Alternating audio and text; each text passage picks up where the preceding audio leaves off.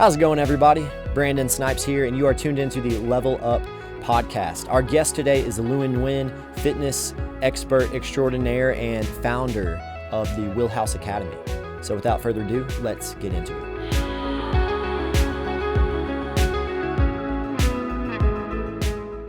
We're here with Luan Nguyen, and I want to tell you just a little about Luan, and then we're going to get into what I'm sure will be an awesome conversation.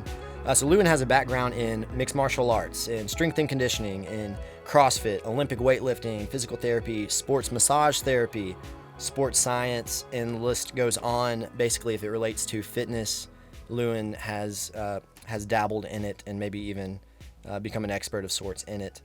He's also become a consultant for gyms, and so he's learned a lot in the fitness industry. And my impression of Luan is that he's the kind of guy who wants to learn stuff and then quickly turn around and teach and instruct that to other people. He's consulted for over 60 gyms, traveled around the nation doing that. He's founded Wheelhouse Academy in downtown Birmingham, Alabama. Big time passion for culture creation. If you know the people that hang out and work out at his gym, they're tight knit, and it's amazing the stuff that goes into that. And so, yeah, Luan, welcome, bro. Thank you for that. You said something that was like, I was like, man, that's really great. I mean, I really do try to. First off, I'll say that all that means is I've just made tons of mistakes. I thought you were gonna say tons of money at first. Tons of mistakes, and you don't. You spend 20 years in an industry, and you're gonna make. I'm still making mistakes. I'm still learning, day in, day out, and but yeah, I do really enjoy the process of teaching what I've learned. Just enjoy that. I think you get that from being in the teaching realm, and whether it's through usually it's through fitness and health and nutrition and things like that. But yeah, that's kind of been the gig, and it's kind of where I am. So do you see the different things you've done in your life as being connected, as things in the same industry, so to speak? Do you see a common thread through those things, or has it at times felt like you're just shifting between things? I mean, what is that like? Well, are you referring to, say, the big connection of overall fitness and sport, or what kind of? Yeah, you said been in the industry for 20 years, and what is that? The industry, what does that mean? So I say it as if like it's the fitness industry, right? So for those who are not in the fitness industry, maybe they can understand the restaurant, food and wine industry, or something like that, or the music industry, right? You would get that. That is a very broad term, just like fitness is a very broad term. If you're in the restaurant industry, that could mean that you've waited tables, or maybe you worked on the back end in the kitchen as head chef, assistant chef, sous chef, line chef, prep team, or maybe you were none of that. It was more of the buyer standpoint in the food restaurant, or maybe you were none of that. Maybe it was you were in technology creating systems for point of sales for restaurants. Or maybe it was, man, you just are awesome at building brands for restaurants, or awesome at building dining experiences. So it's very broad when someone says an industry. And so I say the fitness industry because, man, there's a lot that can play into it. And where I thought I was going to be is not where I am now. But where I am now, I'm truly in love with. And so awesome. You know what I mean? I love doing what I do. And so I've gotten to play lots of different roles in the fitness industry, if you will, and kind of love where I've landed. Yeah. As you look back, do you think the different roles you played were necessary steps in sort of a prerequisite order? I don't know if the order really mattered, but they were all necessary to kind of build upon it. And so what would those steps be? Well, I mean, I originally thought I was going to. The dream job for me was to be an athletic trainer for a pro team, either pro or some big college team. And how early on did that become a dream? I would say early college years. I didn't really have a passion quite yet in high school. I wasn't that high school kid that said, I'm going to pursue this, and these are the colleges I'm going to go to because they have the best schools. I wasn't great at schools per se, yet I was one of those where I was smart enough to get away with making A's and B's with very little study on a high school level. But when I got to college level, that killed me. That crushed me. My A's and B's to just get away with it became C's and D's. So I really struggled my first year. I didn't know how to study. You know what I mean? But So how did I you knew enough recover to- from your first semester or first year there? What? I took a human behavior class. So I think I'd already declared sports medicine, which I changed. I thought I was going to be a doctor, but I changed that. And that's a whole nother conversation. That's like the day that I often tell the story of the day that I broke my parents' hearts. I was going to ask if that was, Asian culture in general, to your parents' chagrin. That Whole 100%. It was just the pressure of being big brother, leading the path for two younger sisters, the pressure of being, first generation, coming over to the States, and it's like we escaped and risked everything and left everything so that you would have a better life. So make the best of it, and being a doctor is the best thing you can do. Yeah. Which being a doctor is an awesome thing that you can do. Yeah. But it didn't fit what I wanted to do, and that was a hard day to tell them. Just kidding. I've changed my mind and I want to go a different route. But anyway, so that was kind of part of that story, and it really changed my path. And then was that a phone conversation that y'all had? Or- No, that was in person. yeah. And so, did you? I want to drill down a little bit here, Yeah. just because I've experienced some of that. When my mom named us, she put doctor in front of the name to make sure it all flowed well. Boom. My mom was born in Korea. And so did you knew we're going to set up this meeting because I need to tell them this, or did that just come out of some a family hangout, or how did that come out? I knew that the day I decided to change my major, that I was going to have to face the music. And I had to tell them that, hey, quit telling our relatives back home in Vietnam that I'm going to be a doctor, because I'm not. And they never told them. They still think you are. And here's what's crazy. Maybe not crazy to you, but maybe crazy to some of our listeners is my mom especially never told them that I changed my path. Because for years, even after I graduated, she was trying to push me to go back and get my doctorate. So she still held hope that she could reverse her son's. Held hope. Yeah. After I graduated, after I'd already started a career and owned my own business, she was still holding on to hope. Hey, sell your business. The one that's operating is doing pretty well. Sell that to go back to school. Yeah. Yeah. So. Yeah, I mentioned to my There's mom that. that if I did pursue a doctoral degree, I Yeah. said there's some that I could do. It would be simply cosmetic, though. It would, Yeah. there would, if anything, I'm just burning money to have that in front of my name. She was like, "That's not a bad reason to do it." Yeah. I mean, if you want to do it, pursue it. My wife got hers, and it's like awesome. I will is that support right? that. It just wasn't my speed. And what's your wife's doctorate in? In anesthesiology. Okay. Yeah. Yeah. Puts people to sleep. Yeah. Yeah. Okay, so you changed your major Yeah. to Sports medicine. It's linked a little bit. There's some kinesiology in there, and there's some exercise science in there, but South had an awesome sports medicine major, and set us up to be ATCs, which is certified athletic trainer.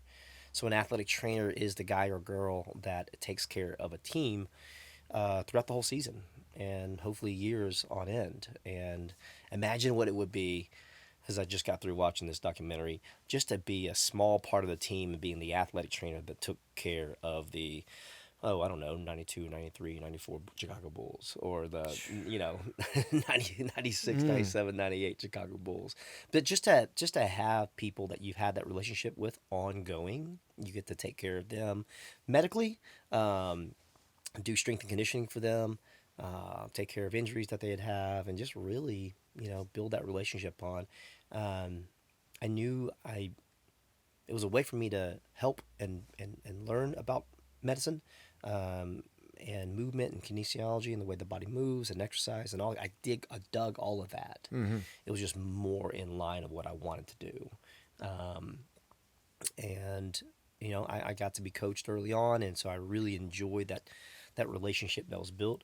And so that was that.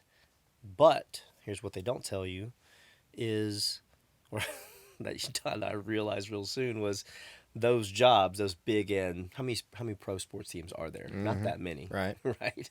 Um, and how many people are graduating? There's hundreds of thousands, right? And so the odds of it getting in were pretty thin, and so that left you being an ATC for a school, or a platform that maybe You were had less to. than excited Yeah, to I was less represent, excited to or represent. there wasn't Yeah. going to be a legacy or some.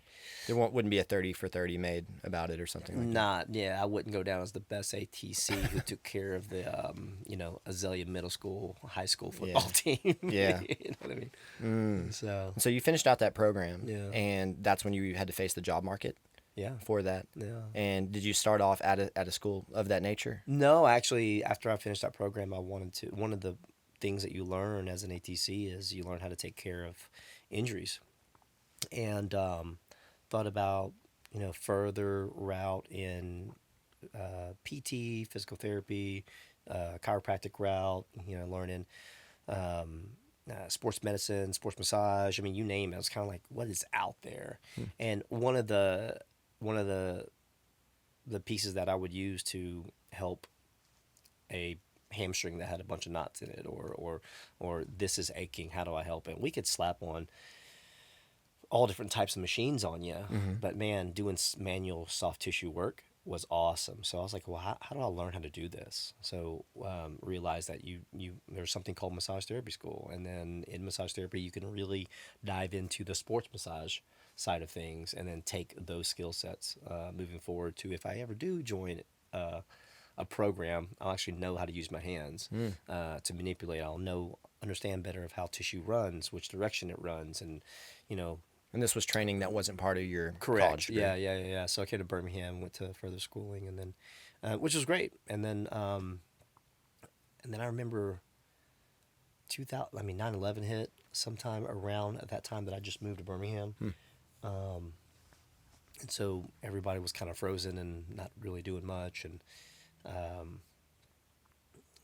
worked for a lot of sort of odd and end places. I worked at a chiropractic clinic, doing massage for people, and then I just saw an ad that said hiring personal trainer, and so that was like kind of my first step into the fitness world. So when you shifted from between these things that some could view as separate professions, Sure. there's the athletic trainer, here's a massage therapist, Yeah. here's a personal trainer. Yeah. Was there any sense in your mind that you had wasted time on one or the other of these routes, and what am I doing and where am I going? Yes and no, Okay. because and I've always been like that as a kid. I was the kid that jumped around and played different sports, and so you could say, well, you're wasting time. Why didn't you just spend 8 years doing X, whereas you spent a year doing this, 2 years doing that, a year doing this, 6 months trying that. And I had to kind of jump around for a couple reasons. One, I got bored easy.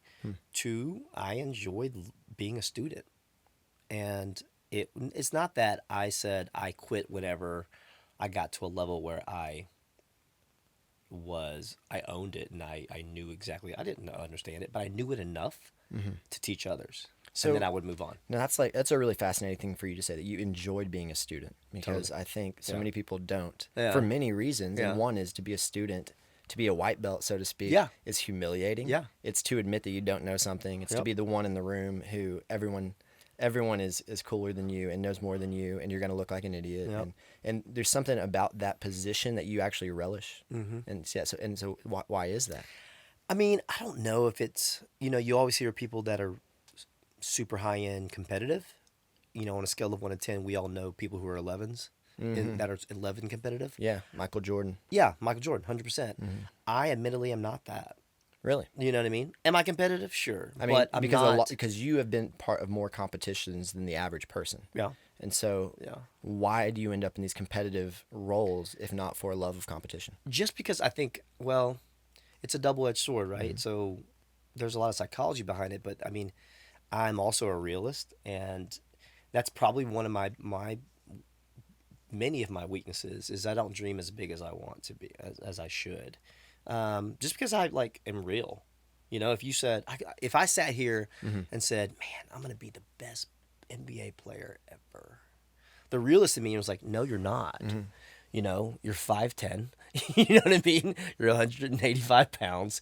You're not. You like, but then the dreamer in me would be like, well, there's been other short players that have done it, and I don't know. It's just to pursue the excellence side of one thing never really excited me as much as to be more of a Renaissance man. Yeah, to broaden in out, to be a jack of all trades. Yeah, exactly. Which, my they'll dad was say, a jack of all trades. He was a master of none, and I got a lot of the influences from him. yeah, and I think about that phrase, jack of all trades, master of none. Yeah. And it's almost misleading because what you are a master of is the ability to quickly obtain information in new trades, and you're a master of consistency and of a breadth, Adaptability. Yeah. So there are certain meta skills that you develop with that to be able to be placed in a conversation with.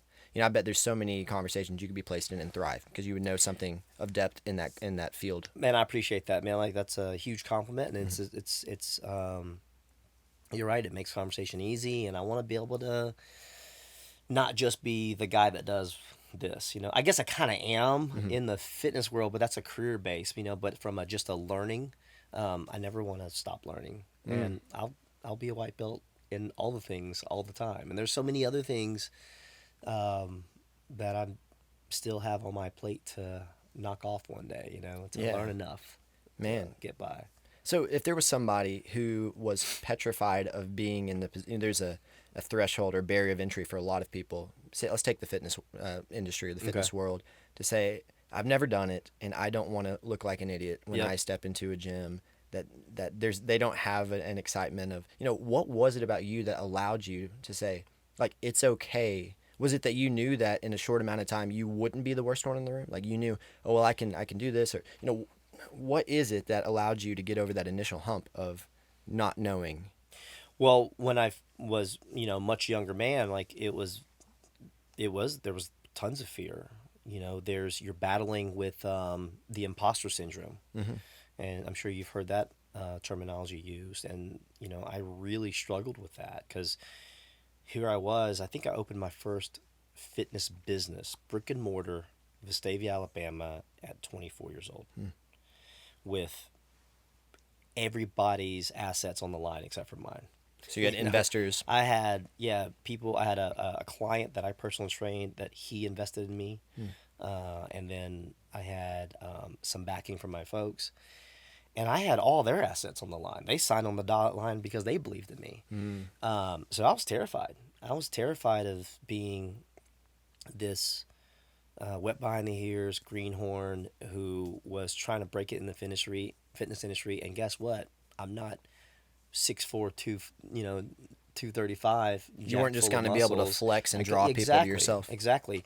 And well, I will say this: I Googled your name earlier today, and there was a shirtless, ripped picture of you, and so I think I would have signed up. Well, I appreciate that, man. I appreciate that. That's a funny story, though, by the way. But yeah, you know what picture I'm talking about? I do know what picture you're talking about. But yeah, I had a lot of imposter syndrome issues, and I had to kind of like figure it out, and that made me, we always hear the word hustle, but that made me just kind of research hustle, and I wanted to, that whole student of the game thing. You can ask Kelly, like, if there's a subject that I don't know about, I'm falling asleep studying it, researching it in bed. It's probably horrible, but I want to get it right.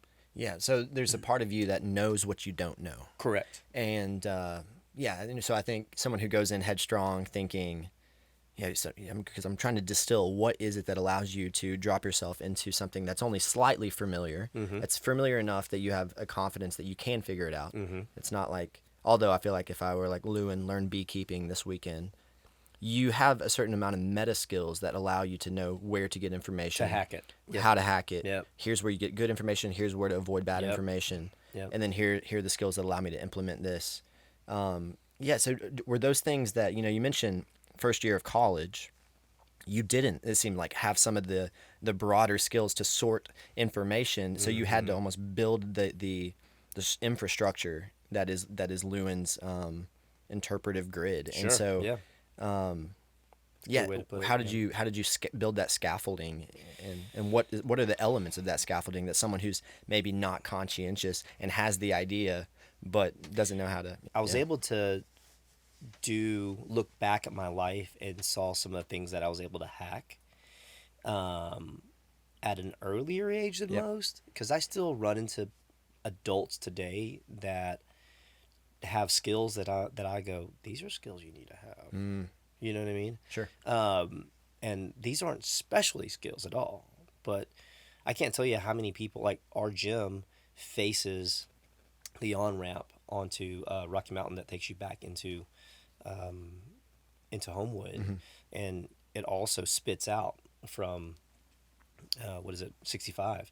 And so people who break down always get off the on ramp, and then there's our parking lot, and so they always end up, probably without exaggeration, once a week there's a broken down car. And if there's a broken down car, 9 times out of 10 it's a flat. And I can't tell you how many people don't know how to change flat tires, or just don't know what to do in that scenario. Yeah. You know what I mean? I think it is a very simple, manly skill Yeah. that you should own. And just practically speaking, if just you're practical journeying, stuff, right? how you gonna? But one of the things that I hacked at an early age was cooking, and I remember making my first meal at 10, because I stayed at home and babysat my sisters who were 6 and 4, because parents worked late. So that was life. I'd come home, it's 10 o'clock, and they would leave like $10-$20 bill. It says, Lou, order pizza, order takeout for you and your sisters, or frozen food, frozen dinners. And I just kind of got tired of that. And I was like, I want to cook something. Never played in the kitchen, never. But that trying little steps and kind of knowing what I didn't know. Yeah. I started baby steps. So it's like that. They small. say necessity is the mother of invention, Yeah. and it's like necessity is also the mother of competence, because if it was like forcing you to have to develop these domains of competency. Yeah, or the more pressure that's on, the more you have to create this thing, because you wanted better, I guess, Yeah. than that. Correct. Yeah, I learned how to drive a stick shift in the same way. My dad, There you go. he ran a car lot. He dropped me off so he'd buy cars from the auction. Right. And one day, he dropped me off and said, "I need you to drive this car back. You can drive a stick, right?" Right. And maybe he'd like had me try one in a parking lot one time, Sure. and wanting to prove myself to my dad. I'm like, "Oh, of course I can." Right. So then I have to sit there for 20 minutes in the parking lot, just kind of figuring it out before I kind of, lurch my way back home, catching every single red light. That's right. And, but by the end of that, I knew how to drive a stick shift. Yep. And so it's, yeah, man, so that's wild. So it's almost like, and we both have young kids. Yeah. And so, because there's so much that because you know how to do things. Yeah. Have you found yourself encountering that? Where do I make her have to figure it out? Yeah, I mean, and she's uber young, but I do think about that, and I always there's a side of me that has to be careful about always being in coach mode. You know what I mean? 100%, man. Sometimes 100%. you just gotta you see an issue and you can solve it, but you just need to walk away because they need to solve it. Yeah. And that's with my employees. I know it'll be with my daughter whenever we reach that, and so on. There's just times I was like, and maybe that's part of coaching, right? That's a lot of part of coaching, actually, is knowing when to not give a cue. And because the new coach over coaches, over cues, and says, man, I see 10 things wrong for us to fix, so let's fix these 10, and here's an 11 and 12th. And you haven't done that yet, but I'm going to tell you about everything right now. And it's just like your mind is just blown, and you can't remember one thing. So going back to that, I have to notice, like, okay, I see 10 things, but I'm going to work on 1 and 2. I'm going to triage those mistakes. I'm going to figure out which one needs to be fixed first, and we're going to fix 1 and 2. I can walk away and let them kind of figure it out. I come back. Maybe they have, maybe they haven't. If they haven't, I got to figure out a new way to say that tool. Yeah. A new way to get them to move the way I want them to move, or get them to feel it the way I want And them you to feel think, it. you have a 2-year-old. Yeah. Would you apply the same paradigm to parenting? I probably will, because it's what's worked for me. That's all I know, and I do that hacking, whether it's business or whether it's fitness or whether it's in the kitchen, food, cooking, prepping. I do it with barbecue. I do it with, things that I geek out on. I did it with our home construction. Yeah. We built that. And so, as we talked about, what were the steps that scaffolded out the ability for you as a 24-year-old? Because I would wager that the average 24-year-old male or female, for that matter, in America would not be able to pull off getting a business off the ground, or even have the desire or the faith in themselves to do that. And so you said this started back with building these almost smaller victories Sure. of having to learn how to do things, and then, well, if I did this, then I could do this next thing. Sure. So yeah. So that's why I ask about even starting back with childhood. Well, one of the things I noticed is, okay, I'll tell you the story, right? And it's one of my favorite stories of my dad. And he's in Mobile, Alabama right now. Love the man to death. He's my hero. And I think I must have been 16 or 17 years old. I was definitely in that realm because we were working on my car, 1989 Toyota Celica, red, rusty paint. Her name was Shirley. And we were working on Shirley, and Shirley needed new brakes. At night, I've been talking to my dad about it. He picked up the brake parts, and we're going to change it after dinner. Let me ask you this real quick. Yeah. Were you working on Shirley because you couldn't afford to send to mechanic, or was it something that your dad premeditated and thought would be a good thing for me and my son to do? Totally. Dad knew how to do it. Ah. And, we didn't even talk about sending it to a mechanic. It was like, yeah, your brakes are squealing. I'm like, hey, Dad, why's the car making this noise when I press the stop button and when I press the brakes? And he's like, you need new brakes. And Okay? he wanted to teach you how to do this. He wanted to teach me how. I didn't know this, right? Okay. So the plan was, cool, we're gonna fix the brakes. I can't remember if it was a weekday or a weeknight, but I do remember it was right after dinner. So we go out at our house, and we didn't have a garage. We had a carport. Mm-hmm. And, underneath the carport, there's that one little light bulb that's just dimly lit. This is way before LED light bulbs and all that. So I literally have one of those flashlights. And he says, you ready? I said, yes, sir. He hands me the flashlight. He grabs his tools. We walk out, and obviously I knew what my role was. I'm flashlight man. So I'm flashlight man. He jacks the car up. He takes the tires off, and he starts fumbling with the front brakes. I wasn't saying much. I didn't really know what was going on. But if you'd asked me, I would say probably 10 minutes had gone by, right? The car's up, the wheels are off, and Dad had gotten the brakes off. He stops what he's doing, right? And, at 15, you're kind of like holding it, and I'm like, I lose focus, and I look up, and when I do, the flashlight's no longer shining on him. He yells at me to hey, stay focused. Must have been 10 minutes into the job. He stops what he's doing. He throws the wrench down to purposely make a noise, and he's on his hands and knees, and I'm standing up, just 2-3 feet from him. He looks at me over his shoulder with this dad look that he always gives me, and he goes, "What are you doing?" And I was like, what do you, I'm obviously holding a flashlight like you told me to. He goes, no. We've been out here for 10 minutes working on your car. You haven't asked me one question. Whoa. And he was like, you're going to be out here.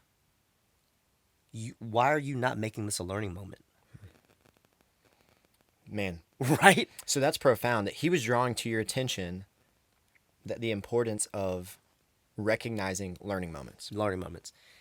And I was like, okay. Like, I was like, all right. So I got on my knees. I kind of head down. I was like, all right, Dad, what's going on? Like, what are you doing? And he's like, well, this is a wrench.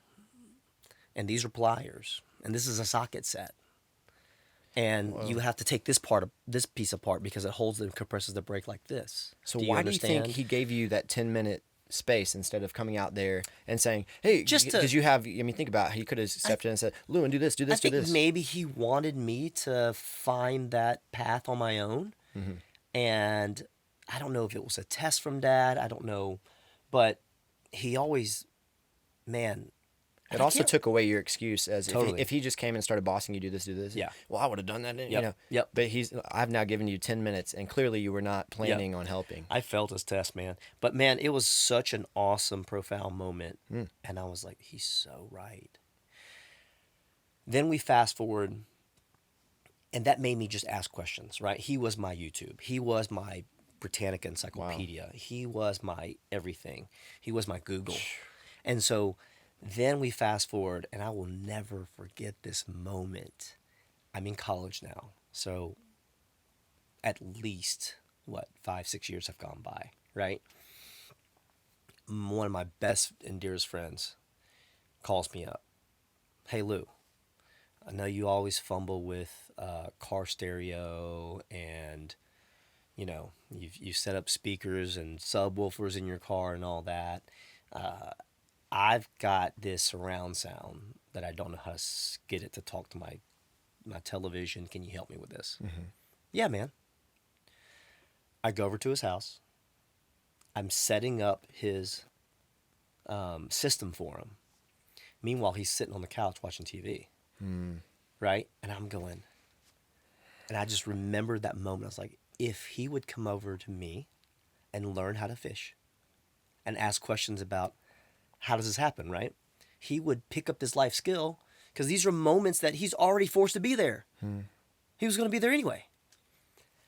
And so I didn't say anything about it. We're literally 6 months apart in age. And by this time I'm maybe 20 years old. Maybe felt a little weird having that authority to say. Yeah. Oh, I got you, bro. But it really hit me about a year later when he moved, which meant he disconnected everything and he had to call me back.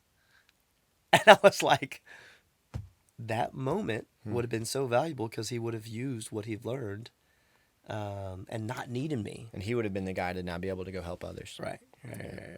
So those little nuances, I guess, Dad was always excellent at, and it made me just always question. So do you possess, as someone who is in that sort of mindset of learn, figure out how to do it yourself, develop a new competence, learn how to fish, build a pond, fill with fish, that kind of thing. Do you develop any sort of, do you have a hard time with people who aren't like that? Do you develop resentment? Do you get frustrated with them? Do you have, how do you think of that?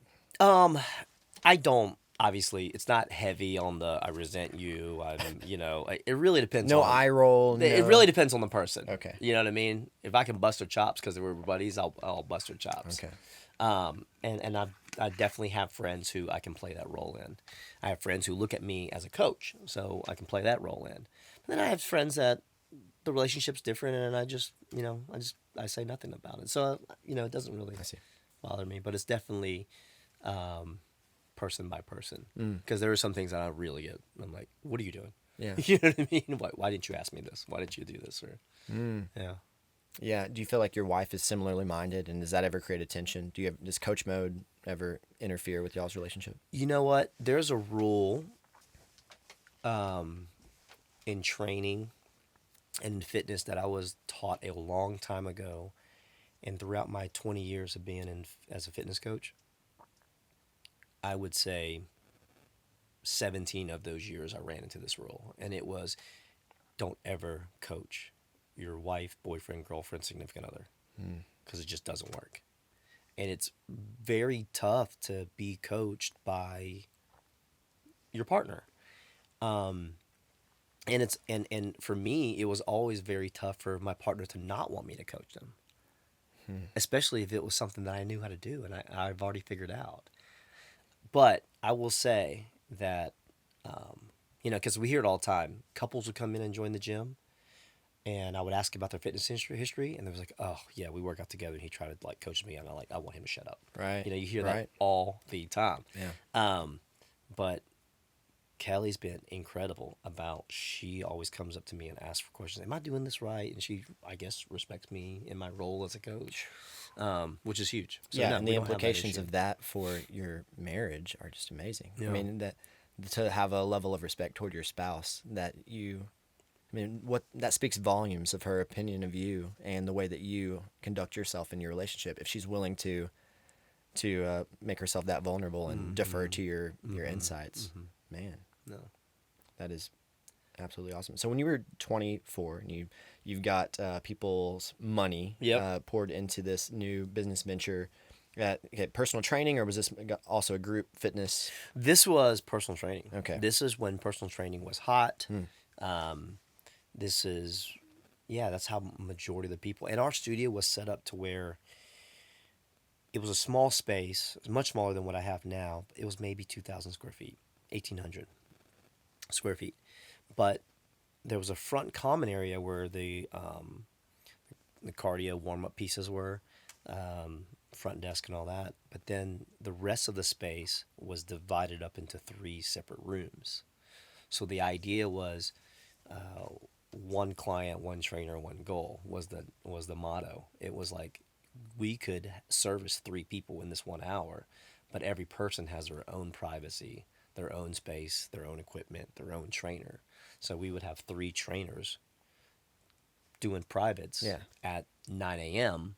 with three people, but we were all separated by divided walls. Was that a model that you'd seen before? Yeah, it was a franchise turnkey model Okay. that I bought into, and they were based out of Colorado, and so I used their systems as far as like setting that up, and Okay.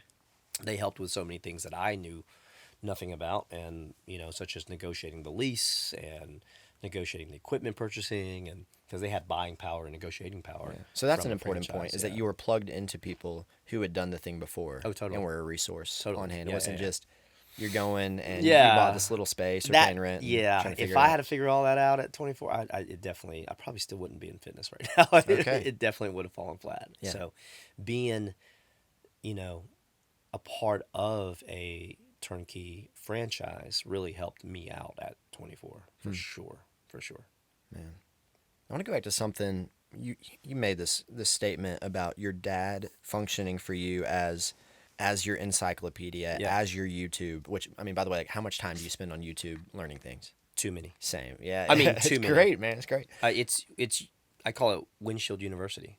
YouTube, podcasts, like Yeah, Yeah. You almost feel like you've learned more from YouTube and podcasts than from college. I'm an auditory learner. Yeah. And that was something that I learned later, and that taught me how to study. Mm-hmm. So where I was pulling C's and D's, knock on wood, never failed a class, but I wasn't pulling C's and D's. In high school, it was like A's and B's.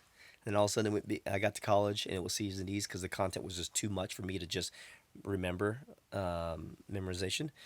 So I was doing C's and D's. I had like a 2.2, 2.3 my first year, but then really turned it around whenever I took that human behavior class, and I was like learning that there's visual learners, there's tactile learners, there's auditory learners, and I realized I was an auditory learner. So I would go to anatomy and physiology class. That was a class in my university. That was a filtering class to see who really wanted to be in the medical field at South Alabama. And everybody was terrified of that teacher and terrified of her class. And our professor was up front, talking biology, explaining how mitochondria works, and you were just jotting down all these terms. It's in your book, but you're like jotting it down because everything she says is gold. And I was, instead of listening to her, I was and digesting the information, I was listening to jot down notes. Then I'd have pages of notes. I really couldn't tell you what the whole concept was, but I had pages of notes, and then I would go back and try to study by reading, right? Then I learned, no, that's not how you learn best, Lou. How you learn best is auditory. So I bought a recorder, and I hit record, and I put it at her desk. Yeah. And I let her talk. And I would sit back and listen. That'd be my first way of getting that information. So my notes went from 4 pages to like 4 bullet points. And so she would say a big topic like mitochondria or cellular respiration. So there's your heading. Just type that. That's my heading. And then I would drive around town doing whatever, and I would just hit play. Yeah. And I would listen to it a second time. And then it's kind of like, oh, this is why you can hear a song 4 or 5 times and then know the hook and know the lyrics. I've always was able to do that. Yeah. Because auditory made more sense to me. And so I just like to consume content through listening. And then add to that the highest in terms of educational psychology, the pinnacle of the pyramid of what sticks is the stuff that you have now taught. Taught. Exactly. And so, Yep. and you add that layer and it's like, you Yep. know your stuff. You Yep. have to, man. Do you ever get annoyed at how much time you spend learning? Does it ever feel like I need to dial back a little bit? Yeah, Like totally. you're overstimulating yourself? Because there's overstimulation, and then there's just times when it's just healthy to shut things off. Yeah. Especially family time. Yeah. Especially family time. I've got to come home, disconnect, try not to answer my phone, try not to peek at it in case because the gym's still open. Right. And, try not to, is something going on? Is it on fire? Like the other night I'm laying in bed, it's 10:30 and I get a text and I peek over. Depending on who it was, I would have just like not answered it, depending on, and I can answer this tomorrow. But it was one of my staff, one of my coaches who wrote, "Hey Lou, my friend just drove by the gym and there's 3 fire trucks in front of it." And so, okay, I'm not asleep anymore.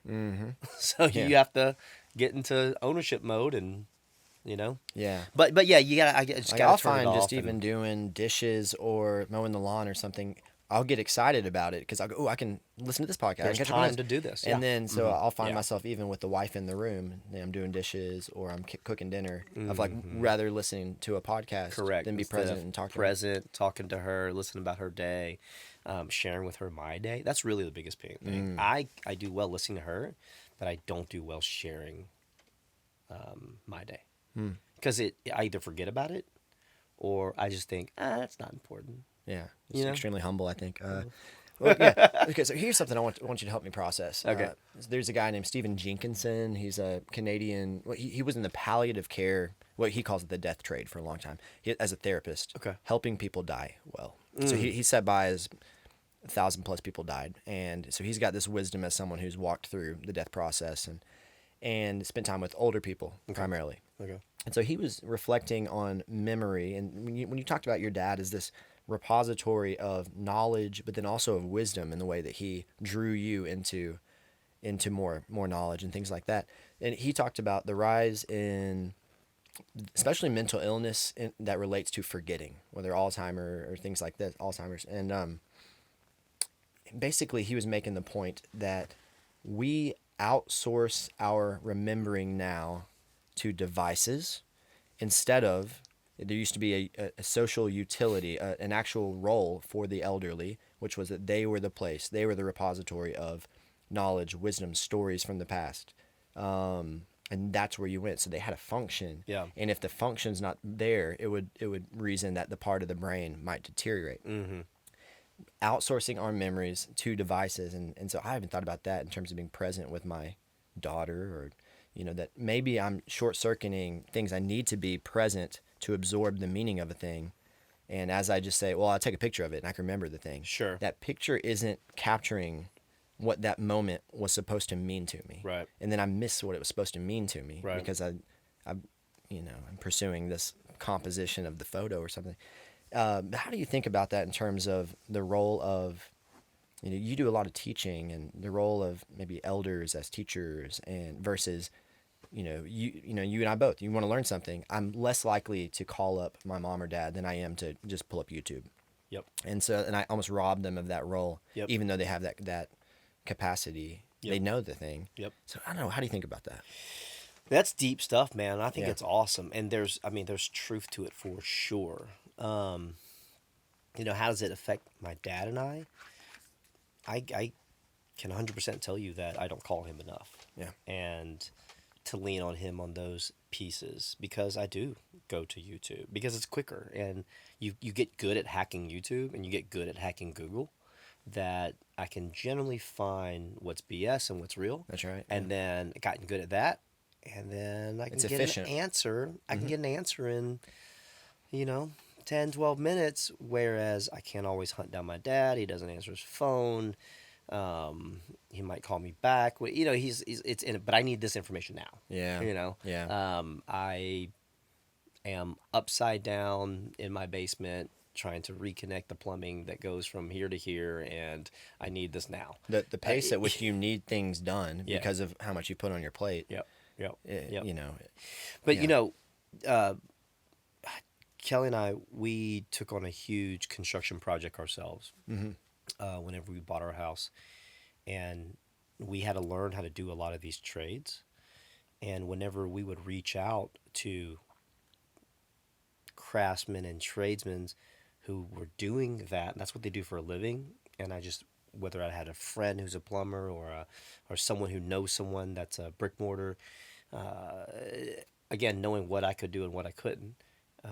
Laying brick was not one of those Mm. things, and not one something that I wanted to learn to take time to learn, and so, but it was so hard to find them Mm. because those trades were dying out. Yeah, because that information exists somewhere else, Well, or what? it's not being handed down, Okay, and particularly they're trade jobs. And, yeah, yeah, particularly those yeah. high end trade jobs like a brick mortar, right? Mm-hmm. Um,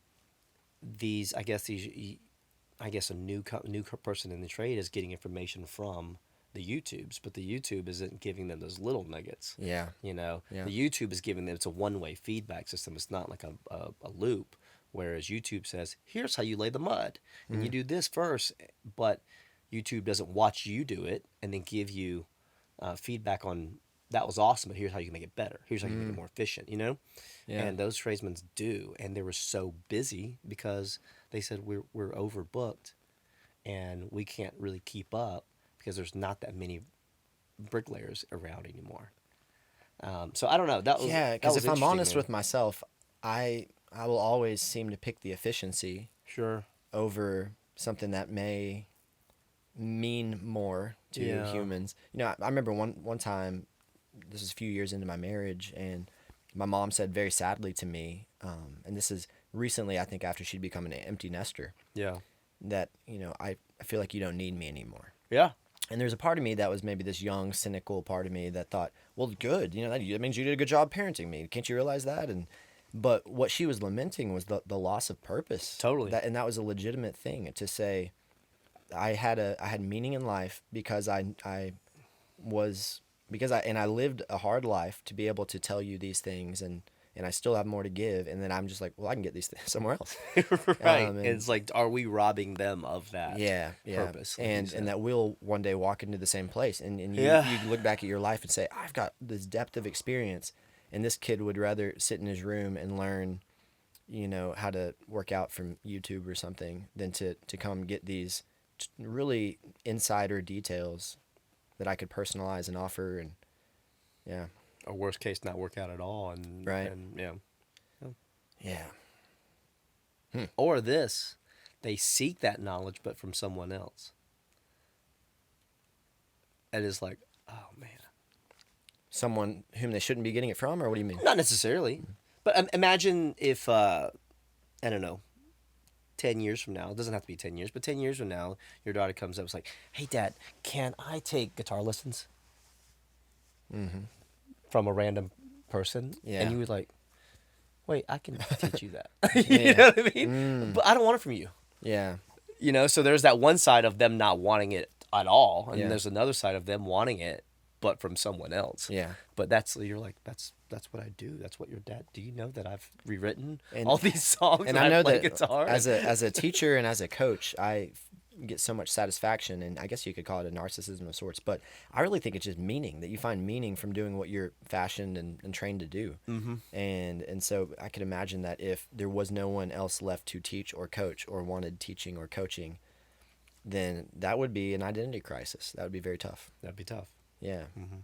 So, I mean, that Lord is gonna willing, that come. won't happen, but Yeah, it's gonna come. yeah. Charlie's gonna come up to me and say, "Hey, Dad, I want to do this," and either have no clue that I know how to do that well, or I've done it before and I can share, or have all the clues but just don't want to be coached by her dad Yeah. or be taught by her dad. Yeah. That's gonna happen. Did you run into that with your dad at all? Ever like, I can figure this out on my own, or? That's a great question. And I run into a time when I needed him, but I didn't ask him. Or that he offered stuff up that you that made you feel that hurt Dad, your pride or something. Dad wanted me to ask him. I knew that about his personality. He wants to be wanted.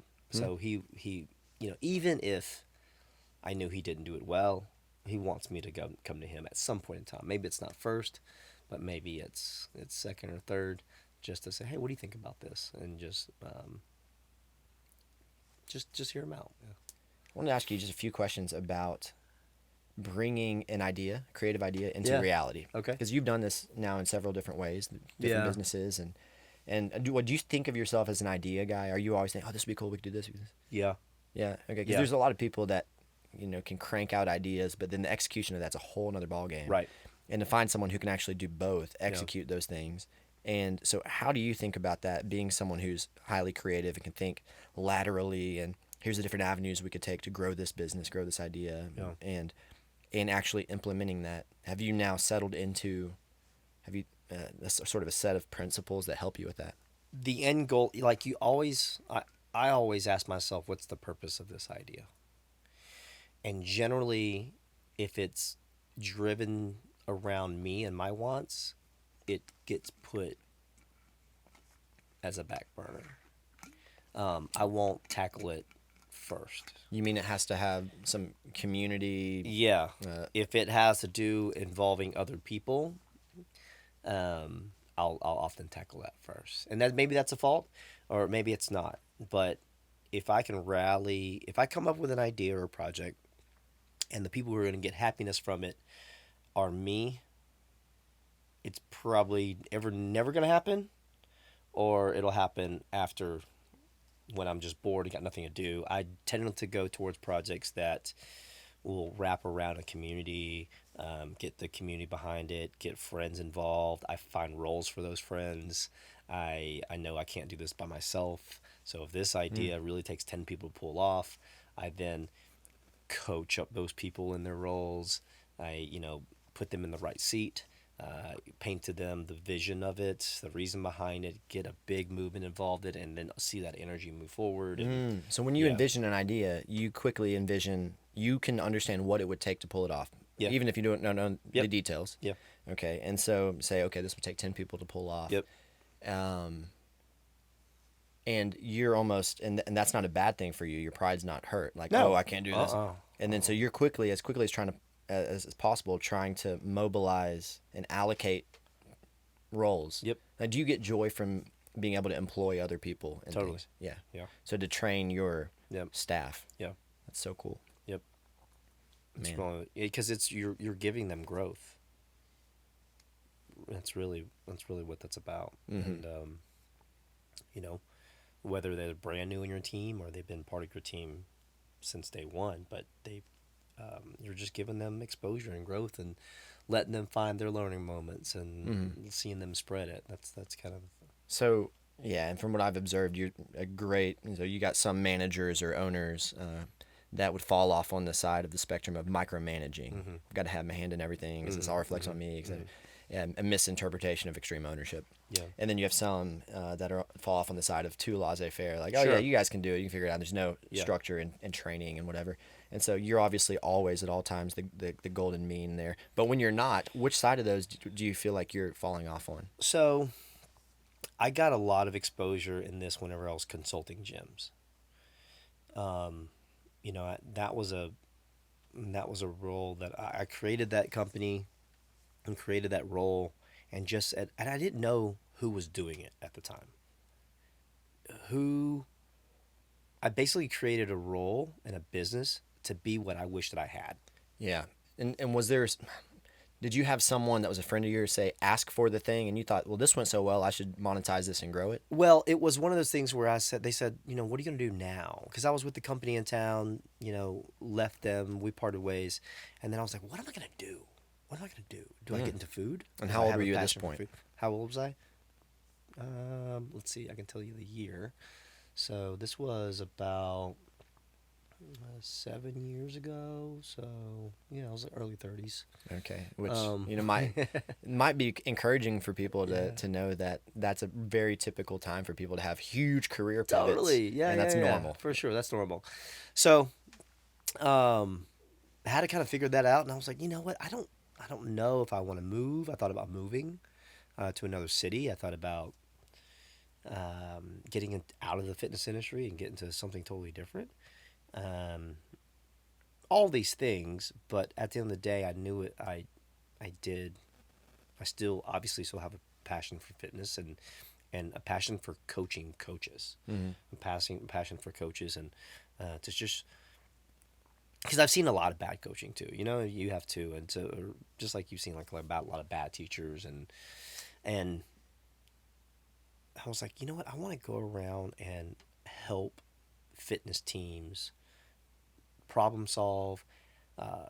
In essence, I was doing gym rescue. Yeah. And there's a show called Bar Rescue. You know, there's a show called Kitchen Nightmares where they go in and they have big personalities and they just kind of like throw stuff everywhere and they, you know, cuss and yell, and they're trying to help that restaurant or business or bar solve their problems. So every time I would say that's what I wanted to do, but for the gym environment, everyone's like, dude, that is your wheelhouse.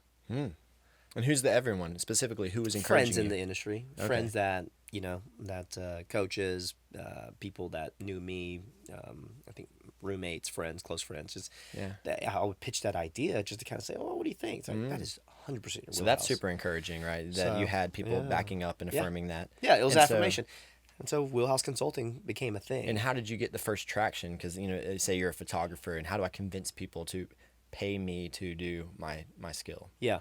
So I was the director of training for a fitness brand and, you know, was a part of that team from their inception, Gym One, and was with them and helped them grow it to 40 locations.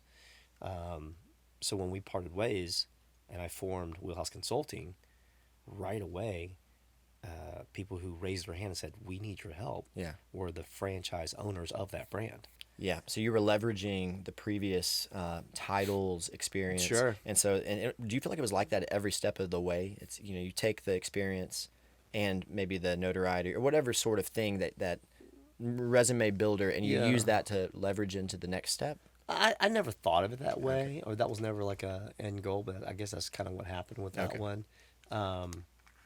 So yeah, they raised their hands, so they needed help, and you know our product. You actually created our product. You know our development process because you developed our coaches, and so you clearly left on good terms if they were ready to hire you back in that new role. Well, it was corporate that I broke up with, and the people that were hiring me were not corporate. They were franchise owners. Yeah, and they're like, hey, we wanted your help the whole time, so you know we'll pay you. Wow. So did that, and then that led to other brands that would say, will you help us too? I was like, heck yes.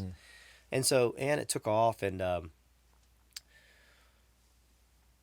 that allowed me to see a lot of the issues. And going back to your first initial question, it was like a lot of times the owner role, the person that was in the role of just complete ownership of the gym, wasn't always the operator role.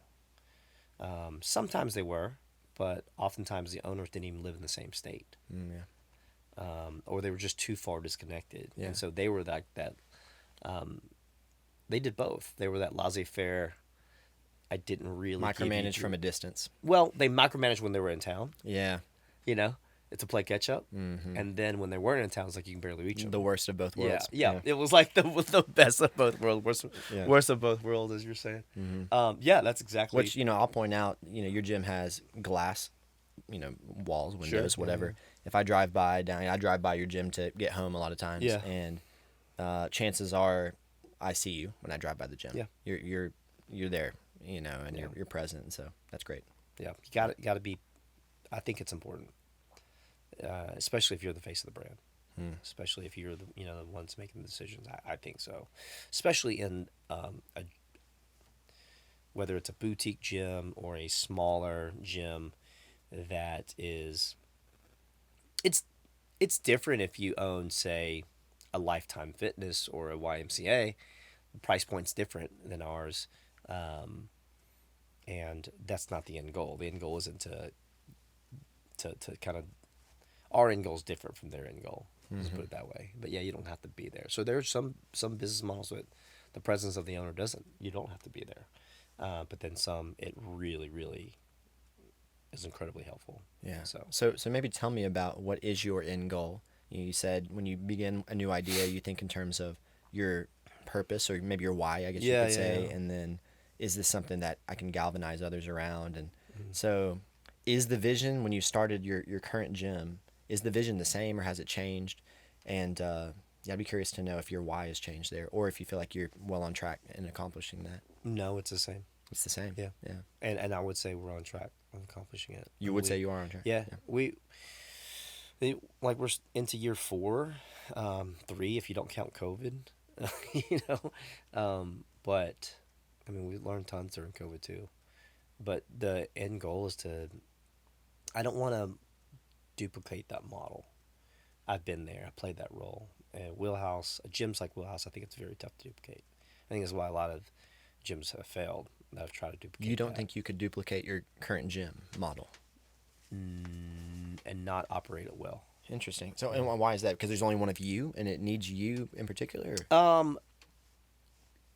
Put it this way: you could do it, but at this stage in my life, I don't want to spend that energy and time to do it.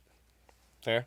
Yeah. I would rather increase the footprint, increase the campus, than to have multiple campus. Mm-hmm. I would if you want to go to Harvard, you're going to Harvard. If you want to go to MIT, you're going to MIT. There's not like Harvard Boston, Harvard Florida, Harvard, Yeah. There's like one spot for that. And so I look at Wheelhouse Academy as a place of learning fitness and not just doing fitness. And I think there's concepts that we constantly want to develop and get better and better. So a growth for Wheelhouse would be a growth for square footage, would be a growth for amenities, would be a growth for resources. But I don't think it would be hey, let's do a second one. Hey, let's So do a you third one. you are always thinking in terms of scalability, but what Oh, that yeah. looks like for you isn't franchising or. I don't want running to scale Wheelhouse. Yeah. Battle, yes. That's that's so interesting because it says 2 different fitness brands, and one, the purpose of that is different than the purpose of the other. Totally. Yeah. Man. I think it's helpful to know that. Yeah. You know what I mean? Hmm. It's definitely helpful to know that. There are brands that, I mean, scaling it is the goal, is the answer, I think. And then there's brands that I think it just works because it's one off. So What's the best example of that in your mind? A one-off that is extremely successful for the reason that it's a one-off. like you could say an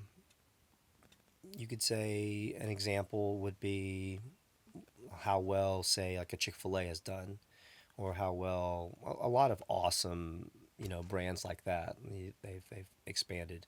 And then you'd have one-off restaurants, and we can name tons of those Sure. where it's like, that's the spot. You Yeah. know what I mean? And it would feel disingenuous to multiply that. Yeah. Yeah, it would multiply. It would degrade kind of what Yeah. they have in that. Yeah, and it's just, it makes us a little bit different. Yeah. Yeah. That's awesome, man. Well, as we sort of wrap up, I want to fire off some lightning round questions to Oof, you. boy. And so, yeah, put on your thinking cap, I don't know about this. thinking pants. I feel like under pressure. I'm not that competitive, remember? Yeah, man. Which is such a crazy thing for you to say. I mean, you've competed in kickboxing and like mixed martial arts, and you've competed in Olympic weightlifting. Maybe most recently, is that the most recent Yeah. competing you've done? Are you still competitive with that? Yeah. I'd like to get my next one this year. Yeah, and we're talking national level competing Yeah. and medaling. Yeah. Yeah, like that means like getting medals, not like Uh, trying to disrupt the flow of things. I appreciate that. Dude, and that's so impressive. Yeah, I mean, I'm 31, about to be 32, and there are plenty of people my age that have this idea that they're like past their prime, No. and I just go, man, come on. Yeah, I think Look I might what do a Luan's jiu-jitsu doing. tournament too. Come on with it. Yeah. World Games coming up. Can you qualify? Come on. I think so. Yeah. That'd be think so. awesome. I know when I drive by and see the billboard for the like Muay Thai World Games thing, there's always a part of me that's like, oh, you get, anyway. Yeah. All right, man. So here we go. What's something that you're looking forward to? Gosh. In life, in business. Can be anything, man. Can be anything, man. Honestly, I'm looking forward to a staff retreat that I'm putting together for my team. Just to get away, disconnect, not talk about, not talk shop, just connect. Yeah. Love that. Yeah. Coffee or tea? Can I say both? I mean, I'll say coffee. Yeah, Yeah. but you drink both. Yeah. How many cups a day do you have? One, maybe two. Maybe. It's Yeah. iffy, but just one. Gotcha. Yeah. Is there a TV show right now that you're watching or a podcast you're listening to that you're excited about? TV show. Well, does documentary count? I Sure. just got through watching The Last Dance Oh man. documentary. Michael Jordan, the Bulls. Look, man. That is so well done, And- guys. If you have not watched this, it's on Netflix. It's 10 episodes, and we're just glued just to hear the backstories about everything. Oh, yeah. Because I remember growing up, and here's the funny thing: I'm not a basketball fan. I couldn't tell you who won last year. That's sad, right? I'm not a I don't basketball. know. Yeah. I don't know. But I was glued in that sort of series and time when the Bulls were just crushing it. Yeah. And yeah. Yeah, it galvanized my creative juices, my competitive juices. After I watched that, I was invited to go play some spike ball with some Awesome. casual spike ball. Yeah. Yeah. You turned it on. You became MJ. I came out there taking names. You were hot. I was not trying to make friends. I mean, after I destroyed everyone of our friend group, I walked over and found some other people playing, and I was like, I just went over there. I'm gonna beat you guys too. It wasn't good. I suck at too many things to be competitive. I think Man. I if I get good at it ish, I enjoy more when people hit their own PRs than I do on mine. So It's awesome, man. Is there anything that's frustrating you right now in life? besides COVID, It's plenty, huh?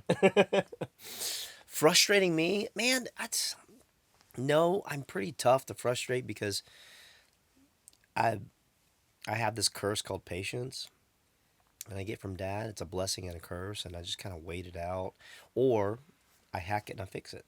Love it. So I just, if something's frustrating you, like, attack it. If it's a relationship, attack it. I'm the type that, can we go have coffee because I want to talk to you about something. You know what I mean? I'm not the type to, if I've got an issue with you, you probably know it. And it's very few people that I have issues with, and it's just, That's fantastic. man. Address it while it's still a small thing. Let's address it. Let's hack it out. Let's talk about it, or let's do something about it. But And your wife seems fairly assertive in that way as well, that you can, I'm sure, talk out issues while they're still small. yep, totally. Fantastic. Is there a book you would recommend? Lots of books I would recommend. Yeah. What are some that you've gifted? Well, being in my industry, one that was gifted to me, and I gifted a lot of people, is Michael Gerber's E-Myth. Okay. That's such the entrepreneurial myth. That's such a strong one for anyone who wants to go into business for themselves. And I'm usually connected with business leaders and those who are starting a new business. It's an awesome book. Yeah, so I'll say that. Okay. If you could have lunch with any male, who would it be? And you could resurrect somebody from the dead. And what would you eat? It'd be my dad, just because he's in Mobile and I don't get to see him. And we would have Popeye's fried chicken. Really? Yeah, that's so nostalgic for me, man. Like, growing up, that was like our thing. You know what I mean? It was like maybe once a week. It'd be in high school. It was like a little treat. It's like, hey Lou, go pick us up some chicken. I'm like, you got it. Spicy, mashed potatoes, and that was just like our thing. It was kind of like our dad-son date, just to spend time eating with my pops, because I never really could, because he was a small business owner and he like ate on the go. He never sat down to enjoy his meals unless it was dinner time. But then we're eating what Mom cooked, which is great. But I would say Popeyes. That's Fried awesome. chicken with my Popeyes dad. with your dad. And he's in Mobile? Yeah. Gotcha. If you could have, last question here, if you could have dinner with any female, who would it be and where would you go? Where would it be? It'd be with my wife, and it would be back to our honeymoon spot. Which was where? Too easy, right? I don't know. Jamaica. We were at an all-inclusive in Jamaica, and it was one of those. It was in Oyster Bay, Jamaica, and they had just opened the resort in June, and we were there like 2 months later, and maybe 30% occupant, and so it was like, it's one of those places where it's all inclusive. They're waiting on you hand and foot, just to go back there, and yeah. Man, so those last two questions, and just like with everything else you've answered, sounds like the things that you long for are things that you have, and are things that are within your reach, that are Totally in the state. Yeah. And that that's fantastic. Well, Can't thank you enough for your time. Dude, this is great. Yeah, and I'd love to, dive down some more rabbit holes sometime. And Oh yeah, we can talk about a lot of things. sure. Oh yeah, we absolutely could. For sure. Awesome, man. Well, thank you. Thank you.